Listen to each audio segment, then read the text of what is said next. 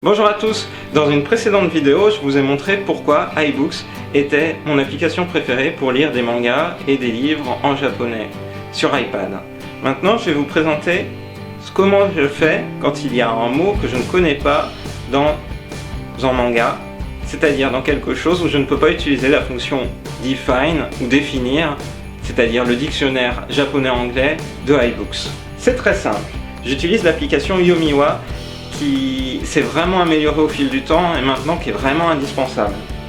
Alors, par exemple, je prends un manga, je suis en train de lire, là je vais prendre dans Nakayoshi, le dernier chapitre sur Precure, et puis là je tombe sur Kyodai, un mot où je reconnais deux kanji, je reconnais le kanji de grand, dai, mais je ne vois pas ce que veut dire Kyodai.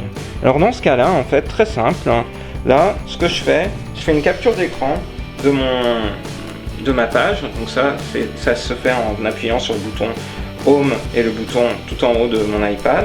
Voilà, c'est parti, j'ai fait une capture d'écran et puis je vais aller chercher Yomiwa qui est là. Yomiwa a deux modes en fait, un mode où je vais prendre en photo et par exemple, imaginons que je ne sache pas ce que veut dire Nyogakushiki, je vais aller faire un plan comme ça. Donc Nyogaku, entrée, admission dans une école ou une université, Shiki, cérémonie, donc Nyogaku Shiki en fait c'est la cérémonie d'entrée dans une école. Donc on peut l'utiliser de cette manière là, mais on peut aussi l'utiliser en repartant de photos, attention, en repartant de photos qu'on a prises. Donc là l'idée c'est que ma capture d'écran elle est allée dans la pellicule de l'iPad, donc je peux la récupérer et puis je peux aller directement sur tous les mots que je ne connaîtrais pas. Et donc là ici par exemple Kyodai, tout à l'heure je disais que je ne connaissais pas ce que ça voulait dire, et bien il a tout de suite trouvé que Kyodai ça voulait dire énorme, colossal, gigantesque. Et donc c'est vraiment très pratique quand je tombe sur un kanji que je ne connais pas et je suis capable ainsi de vite être capable de lire. Là par exemple il y avait un autre ensemble de kanji, Seibun. Si je ne sais pas ce que ça veut dire, et bien Yomiwa m'a détecté directement que ça voulait dire composant ingrédient.